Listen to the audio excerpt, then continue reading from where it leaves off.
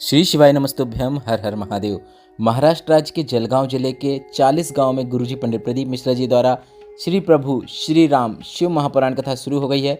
आज 17 जनवरी मतलब दूसरे दिन की कथा पूर्ण हो चुकी है।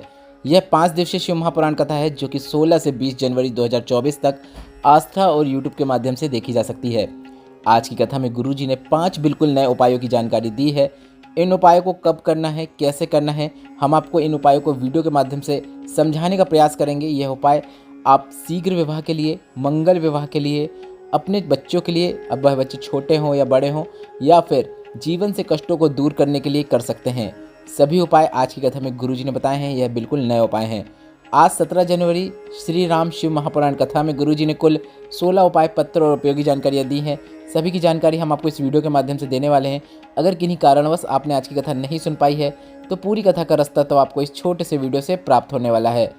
कल के वीडियो में हमने आपसे एक प्रश्न किया था कि 12 ज्योतिर्लिंग में से कितने ज्योतिर्लिंग महाराष्ट्र राज्य में है, तो इसका सही उत्तर है 4 ज्योतिर्लिंग। और आज के वीडियो का प्रश्न इस प्रकार है जो आपकी स्क्रीन में भी दिख रहा है। द्वादश ज्योतिर्लिंग तीर्थ यात्रा की शुरुआत किस ज्योतिर्लिंग से होती है? आपके ऑप्शन इस प्रकार हैं: ए सोमनाथ, बी महाकालेश्वर, सी ओमकारेश्वर, डी काशी विश्वनाथ। आप इस प्रश्न का उत्तर अभी हमें कमेंट बॉक्स के जरिए भेज सकते हैं। हम इस प्रश्न का उत्तर आपको कल के वीडियो में जरूर बता देंगे। अब बढ़ते हैं आज की कथा की पहली विशेष जानकारी की ओर। कथा शुरू होते ही गुरुजी ने कहा, आपको अपनी आंखों में आंसू भरकर कभी भी महादेव के पास नहीं जाना चाहिए। कितना भी दुख हो, कितना भी कष्ट हो, कितनी ही जीवन में समस्याएं चल रही हो, तुम क्या सोचते हो तुम्हारी आंखों के आंसू को देखकर महादेव तुम्हारी जल्दी सुन लेंगे? ऐसा बिल्कुल भी नहीं है।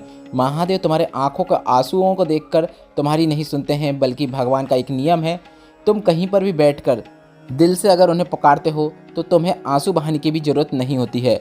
वह तुरंत तुम्हारे सामने आकर प्रकट हो जाते हैं।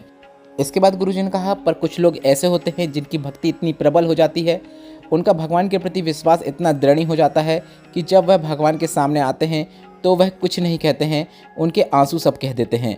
बढ़ते हैं आज की कथा की दूसरी विशेष जानकारी की ओर। जलगांव की कथा में गुरुजी ने कहा, एक बालिका का प्रश्न था कि प्रेम करना अच्छा होता है या फिर बुरा होता है। तो गुरुजी ने सभी से पूछा कि आप इसका उत्तर क्या देंगे। तो गुरुजी ने कहा, आप इसका उत्तर हाँ में दें या ना में दें, हम अपनी भाषा में कहना चाहेंगे प्रेम करना अच्छा होता है, पर ऐसा नहीं कि शरीर के 33 टुकड़े होकर अटैची में भर जाएं। पिता का प्रेम अच्छा होता है, माँ का प्रेम अच्छा होता है, भाई बहन का प्रेम अच्छा होता है, राधा और कृष्ण का प्रेम अच्छा होता है।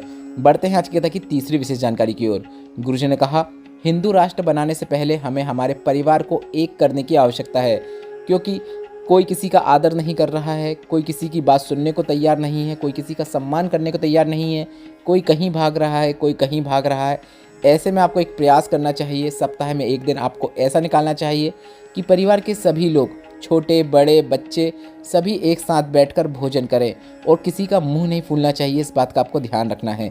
बढ़ते हैं आज की कथा की चौथी विशेष जानकारी की ओर। नीलाबाई जी, जिनकी उम्र 65 वर्ष है, वह पत्र लेकर आई जिसमें उन्होंने लिखा, जनवरी 2023 में मेरे पति की तबीयत खराब हो गई। डॉक्टर को दिखाया था। डॉक्टर ने पेट में गठान बताया और कहा कि कैंसर की गांठ भी हो सकती है।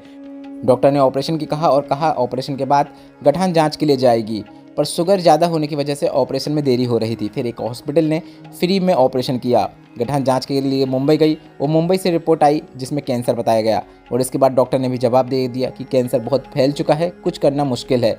मेरी पड़ोसी ने मुझे शिवलिंग पर जल अर्पित करने को कहा। मैंने शिवलिंग पर जल चढ़ाना शुरू किया, बेलपत्र चढ़ाना शुरू किया और जल और बेलपत्र को औषधि रूप में मेरे पति को देना शुरू किया। इसके बाद मैंने फिर से जाँच कराई तो डॉक्टर ने कहा कि अब इनका कैंसर अंत की ओर है। उसी का आभार व्यक्त करने के लिए मैं कथा पंडाल में आई हूँ। बढ़ते हैं आज की कथा की पांचवी विशेष जानकारी की ओर। ममता जी पत्र लेकर आई जिसमें उन्होंने लिखा, मैंने सिर्फ एक दिन की कथा पंडाल में बैठकर सुनी थी और कथा पंडाल की रच साधारण नहीं होती है, उसी का वर्णन करना चाहूँगी। मेरी सासू माँ, जिनके पाँव अकड़ से गए थे जिसके कारण वह चल नहीं पाती थी, डॉक्टर से भी इलाज करवाया, मालिश भी करवाई, पर कोई आराम नहीं मिला। कथा पंडाल की मिट्टी को मैं लेकर आई और सासू को वह मिट्टी दे दी। मेरी सास ने वह मिट्टी लगाना शुरू किया, बाबा का नमन करना शुरू किया। मेरी सास अब चल भी सकती हैं, मंदिर में जाकर एक लोटा जल चढ़ाती हैं। उसी का आभार व्यक्त करने के लिए मैं कथा पंडाल में आई हूँ। बढ़ते हैं आज की कथा की छठवीं विशेष जानकारी की ओर। गुरुजी ने कहा, हमने आपसे पहले भी कहा है, कथा को बीच में उठकर मत जाओ, कथा को पूरी सुनो और कथा पूर्ण होने के बाद जब कर्पूर गौरम हो जाता है उसके बाद कथा पंडाल की रज को अपने शरीर में लगाते हुए चले जाओ। जाने कितने रोगों से आपको मुक्ति प्राप्त हो जाती है। अगर आपको हमारी बातों पर विश्वास नहीं होता है तो आपको गीता प्रेस की शिव महापुराण कथा को लाना है और उसमें आपको विद्येश्वर संहिता में पढ़ना है, जिसमें आपको पढ़ने को मिलेगा कि भोलेनाथ माता पार्वती से कहते हैं, तुम्बरुका जी चंचला देवी से कहते हैं, वेद व्यास अपने भक्तों से कहते हैं। जहाँ पर शिव महापुराण की कथा होती है वह भूमि नहीं होती है, वह 12 ज्योतिर्लिंग, सारे तीर्थ और कैलाश पर्वत उतने दिन वहाँ पर निवास करते हैं। बढ़ते हैं आज की कथा की 7वीं विशेष जानकारी की ओर। गुरुजी ने कहा, 2 के चरण आपको हमेशा दबाना चाहिए, एक अपनी सास के, दूसरे अपने पति के। आप अपने पति और सास के पांव जरूर दबाएं, जरूर उन्हें प्रणाम करें, भले ही आप अपने गुरुजन के चरण को ना स्पर्श करें या फिर चरण को ना प्रणाम करें। बढ़ते हैं आज की कथा की 8वीं विशेष जानकारी की ओर। स्वाति जी पत्र लेकर आए जिसमें उन्होंने लिखा, मेरी शादी 2012 में हुई थी। शादी के 3 माह बाद ही मुझे माँ बनने का सौभाग्य मिला, पर 2.5 महीने बाद मुझे मिसकैरेज हो गया। इसके बाद मैं फिर से माँ बनी और मैंने मेरे बेटे को जन्म दिया, पर 3.5 महीने के बाद बच्चा शांत हो गया। इसके बाद 2 साल लगातार मिसकैरेज हुआ। इसके बाद 5वीं बार मैं माँ बनी, मैंने बेटे को जन्म दिया, पर मेरा बेटा 1 साल का हुआ और अचानक तबीयत खराब हुई, फिर वह शांत हो गया। इसके बाद 6वीं बार फिर से मिसकैरेज हो गया। इसके बाद 7वीं बार माँ बनी, बच्चे को जन्म दिया, पर बच्चा फिर से मर गया।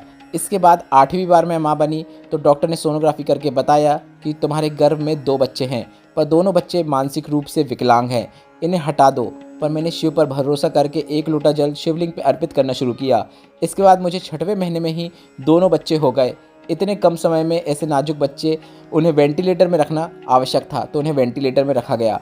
मैंने भी शिव पर विश्वास रखा, जब उसने दिया है तो वह उसे कुछ होने नहीं देगा। मैंने शिवलिंग पर जल चढ़ाकर, बेलपत्र चढ़ाकर जल को वेंटिलेटर में छिड़क दिया और बच्चे के पास बेलपत्र को रख दिया। पता चला कि बेटी की हालत नाजुक है, तो मैंने उसके वेंटिलेटर में भी जल का छिड़काव किया, जो कि शिवलिंग पर चढ़ाया हुआ जल था। इसके बाद मैं आपको वर्णन करना चाहूँगी।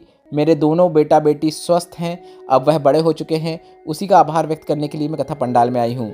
इसके बाद गुरुजी ने दोनों बच्चों को शिव महापुराण कथा का आशीर्वाद प्रदान किया और साथ में बेलपत्र प्रदान की। बढ़ते हैं आज की कथा की 9वीं विशेष जानकारी की ओर। गुरुजी ने अगली कथा 27 जनवरी से होगी उसकी जानकारी दी। गुरुजी ने कहा, अगली कथा 27 जनवरी वनी यवतमाल जिले में होने वाली है। यह महाराष्ट्र की अगली कथा है। यह 7 दिवसीय शिव महापुराण कथा होगी। बढ़ते हैं आज की कथा की 10वीं विशेष जानकारी की ओर।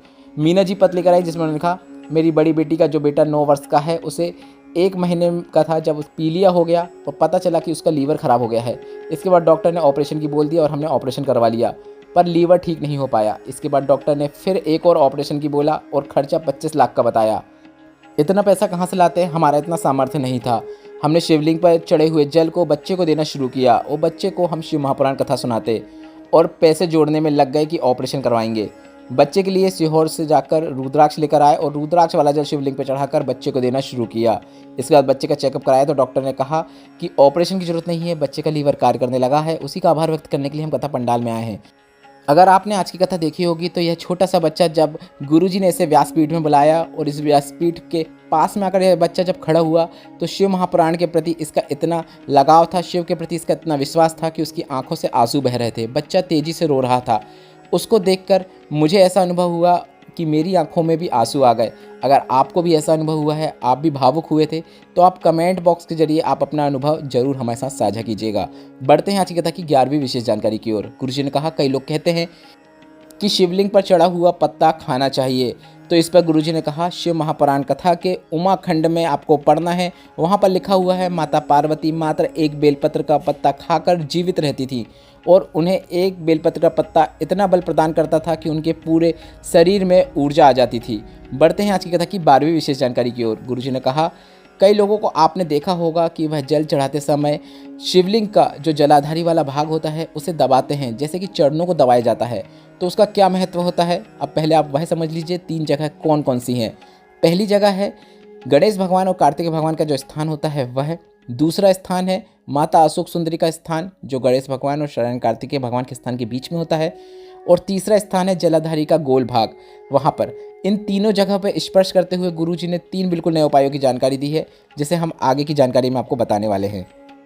बढ़ते हैं आज की कथा की 13वीं विशेष जानकारी की ओर। अगर डॉक्टर ने कह दिया है तुम्हारे गर्भ में जो बच्चा है उसके हार्ट में छेद है, उसकी धड़कन नहीं है, मानसिक रूप से विकलांग है, या फिर सोनोग्राफी के बाद डॉक्टर ने बच्चे को ठीक नहीं बताया है, तो आपको शिवलिंग पर जल चढ़ाना है और जल चढ़ाने के बाद आपको गणेश भगवान और शरण कार्तिकेय भगवान के स्थान पर 5 से 7 बार दबाना है, स्पर्श करना है। उस स्थान पर आप जिस हाथ से दबाएंगे उस हाथ का स्पर्श आपको अपने उदर में कर लेना है। इसके बाद आपको श्री शिवाय नमस्तुभ्यम या फिर नमः शिवाय या फिर ओम नमः शिवाय या फिर महामृत्युंजय मंत्र का आपको स्मरण कर लेना है। 15 दिन बाद आपको फिर से जांच कराना है। डॉक्टर कहेगा बच्चा स्वस्थ है। यह आज की कथा का नया उपाय है जिसे आप कभी भी किसी भी दिन से कर सकते हैं। बढ़ते हैं अगले विशेष उपाय की ओर। माता सुख सुंदरी के स्थान पर स्पर्श से संबंधित गुरुजी ने एक विशेष उपाय की जानकारी दी। गुरुजी ने कहा, ऐसा लड़का या लड़की जिनकी उम्र 33, 35 और 40 वर्ष हो गई है, शादी नहीं हो रही है, विवाह में अड़चने आ रही हैं, कोई मंगल बोल रहा है, कोई कुछ बोल रहा है, तो आपको उस लड़का या लड़की से शिवलिंग पे जल अर्पित करवाना शुरू करना है। साथ में जल चढ़ाने के बाद आपको उन्हें कहना है कि एक बेलपत्र को माता अशोक सुंदरी के स्थान से स्पर्श कराते हुए, अर्पित नहीं करना है, माता अशोक सुंदरी के स्थान पर स्पर्श कराना है। बस माता अशोक सुंदरी के स्थान पर बेलपत्र को स्पर्श कराते हुए बेलपत्र को शिवलिंग के ऊपर अर्पित कर देना है। बेलपत्र को शिवलिंग के ऊपर इस प्रकार से अर्पित करें कि बेलपत्र की डंडी जलाधारी की ओर हो। और माता अशोक सुंदरी का स्थान आप वीडियो के माध्यम से देखकर समझ सकते हैं माता अशोक सुंदरी का स्थान कहाँ पर होता है।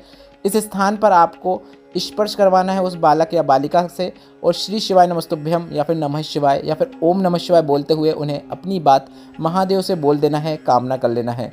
बस इतना ही करना है। गुरुजी ने कहा 3 से 4 महीने में संबंध हो जाएगा, विवाह निश्चित हो जाएगा। यह निश्चितता है। बढ़ते हैं आज की कथा की 15वीं विशेष जानकारी की ओर। शिवलिंग के कटी भाग से संबंधित उपाय की जानकारी देते हुए गुरुजी ने कहा, अगर किसी का एक्सीडेंट हो गया हो या फिर हार्ट की बीमारी हो गई हो, डॉक्टर ने बाईपास की बोल दिया हो, छल्ला डालने की बोल दिया हो, तो आपको उस व्यक्ति के निमित्त जो आ भी नहीं सकता है, आप उसके निमित्त भी यह उपाय कर सकते हैं। आपको उसका नाम और गोत्र बोलते हुए शिवलिंग के कटी भाग का स्पर्श करना है और थोड़ा सा स्पर्श करते हुए दबाना है और श्री शिवाय नमस्तुभ्यम बोलते हुए, अगर महामृत्युंजय मंत्र आता है तो वह बोलते हुए उसके लिए कामना कर लेना है। बस इतना ही करना है। गुरुजी ने कहा 1 से 2 घंटे में आपको जवाब मिलेगा कि वह व्यक्ति ठीक होना प्रारंभ हो गया है। माता पार्वती का हस्तकमल शिवलिंग के कटे भाग में आपको इस उपाय के अंतर्गत स्पर्श करना होता है। बढ़ते हैं आज की कथा की 16वीं और अंतिम विशेष जानकारी की ओर।